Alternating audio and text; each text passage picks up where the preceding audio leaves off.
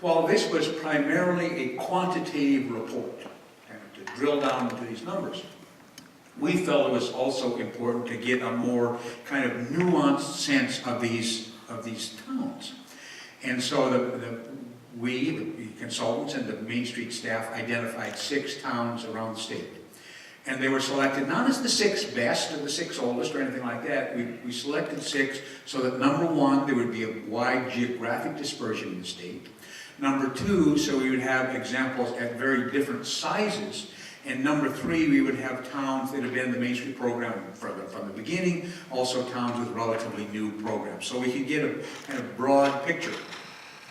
And this was a kind of piece of this study where we changed course in the middle. Our intention was to go to these 6 communities, get their basic data, maybe write a little vignette about some recent investment project and move on. When we got there, and the Main Street managers did a great job of getting us meetings with the mayor, the bank president, industrial guy, the hospital administrator, somebody from the school system, a variety of people that we spent time talking to. And we ended up thinking about it differently. Now, we gathered on each of these communities kind of base data. What's the population in the community? How long have they been in the program? What's the average net job gain per year? What's the average net business gain per year? Number of building rehabilitation per year? The amount that's been invested? The average number of amount of rehabilitation investment? The budgets. And this again was a very interesting thing because Main Street has a structure to it. To be a Main Street community, you have to commit to this 4-point approach that you have emphasis on design and organization and promotion and business improvement. You have to have all of those. And you have to have a manager, and you have to have a board. Those things are kind of dictated. But beyond that, and it emerges in the budgets, there in fact is a great flexibility in how local programs fund their effort. And so we took and looked at the distribution of sources of funding in these 6 communities, and it varies widely. Meaning, which is a kind of Iowa sort of thing, all right, give us a direction, but we want to decide locally how we're going to implement this, and that's exactly what these communities are doing. But we did one other thing. One of the reports that they're required to make is the number of volunteer hours that they've gotten, because Main Street works, and part of the reason it has such great leverage is they get a whole bunch of unpaid help. But we said, let's just assign a value of $10 an hour to volunteer time. It's kind of an arbitrary number, $10 an hour. And then we calculated what the value of the volunteer time was in relation to what their whole budget is. And here we have Bloomfield, the south central part of the state, 2,600 people in population. But they had a magnitude of volunteer value at $10 an hour, almost half as much as, in fact, their whole cash budget that they got from total sources. Now, this was the thing, I've been around Main Street since it's almost its beginning, and something that I suspected, and this absolutely demonstrated is true. In large cities, you have other additional revenue sources, you have ways to get money, you have a bigger capital base. And when you're a little city, or a little town, and don't have that, you really substitute human hours for cash, and they did it very effectively. And we got these 2 comparisons for all of these 6 cities. But when we visit these places, there emerged a story, a kind of story unique to that community, that all 6 of them were different, and we didn't go searching for them, they just came up in our discussion. And the one for Bloomfield was this issue of globalization. Here you have, in this town of 2,500 people, a small software company, 11, 12, 13 employees, who is selling software applications around the world from this little town in South Iowa. They're selling stuff around the globe. And at the same time, in the middle of this block that you're looking at, there's a florist. 5 days after the tulips are harvested in the Netherlands, she is selling, delivering them to a wedding in South Iowa. So you have this place, you don't think, you hear the discussion about globalization, you don't think it's some town of 2,600 people. It absolutely is happening. And they're making, effectively doing, this software company, by the way, just bought, rehabbed, and moved into a great historic building on the center square in downtown Bloomfield. Cedar Falls, and the message here was the value of perseverance. Cedar Falls has been the Main Street program since the beginning. I don't know how many of you have been there lately, but at this end of the street, we were looking at this down the street, on my left-hand side is a great block of buildings and businesses, the end of which is a wonderful coffee shop that has clearly become kind of the gathering place at all levels of in the community. Cool little business in a great block of buildings. But about the same time Main Street began in Cedar Falls, there was a proposal at the city council to acquire and demolish that whole side of the block so they could have some more surface parking. And it was a variety of influences, not the least of which was the state Main Street program saying, you do that and you ain't the Main Street program, that said, we're going to keep those buildings. And now it's this vibrant, extraordinary thing, but it's not just that piece.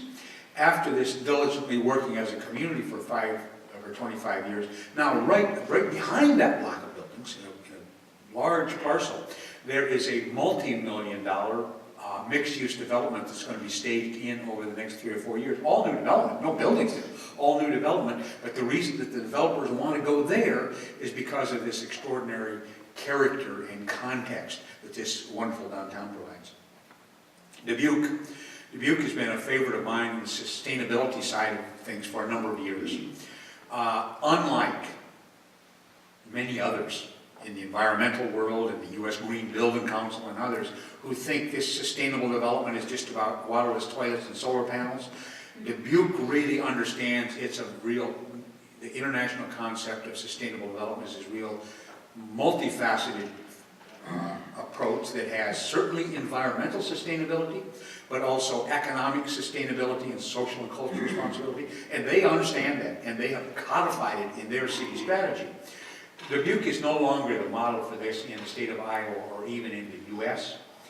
It has become a place where it's looked to internationally for how a city of that size, in fact, incorporates sustainable development. The day that Courtney and I were there, interviewing and talking to people, a mayor from Australia and her chief of staff were in Dubuque to learn the Dubuque lesson about comprehensive sustainable development, and it's largely taking place in the Main Street districts, and there's kind of 6 sub-districts in Main Street in Dubuque. Oskaloosa. We had 3 particular interviews that struck me in Oskaloosa. One from a president of a local bank, one from a guy who is the chief operating officer of an industry in Oskaloosa, who also happens to be the mayor, and the third, the hospital administrator. Not one of the 3 is located in the downtown. None of them. All 3 are great supporters of downtown and the Main Street program. And we asked why, and the answers were remarkably consistent. The banker says, look, we're not in downtown. We have a new nice bank facility. We're not in downtown for the Main Street district for a number of reasons. But we understand that we can't expect to have a healthy economy in our city. And we're going to only make money if we've got a healthy economy in our city if the downtown's not healthy. So we're committed to it. The guy out in the industrial plant at the edge of town in the industrial park says, look, we got international customers, international clients. They come here, and I got to take them to a place where they recognize we live in a real place, and that's in our downtown, and it expresses to them the nature and the culture of our community. The hospital administrator says, in small towns, small town hospitals are a really competitive thing, particularly for recruiting good doctors. And I use the downtown as my biggest selling point for coming to town, because it says, here's the kind of place that you and your family are going to live in. So here's 3 big institutions, all well capitalized, all have money, committed to Main Street, even though they're not there, because they understand, kind of in enlightened self-interest, that the health of that downtown is important to their respective activities. Valley Junction, you all know it's this kind of great story, that there is this considerable growth, and positive in the west half of the Des Moines metro area. But they have really recognized that with all their big boxes and regional shopping centers, that they also need a place of distinction in their community, and that at 4 blocks or 5 blocks of Valley Junction, historic Valley Junction, really has played that role. With the city, the city's not their biggest sales tax revenue generator, but have understood the importance of that. And then this cool place called Woodbine. If you haven't been there, you need to go there sometime. It's about 45 minutes outside of Omaha. 1,500 people in Woodbine, and a relatively recent entry into the Main Street family. They have in Woodbine a big league developer. His office is in a restored blacksmith shop on Main Street.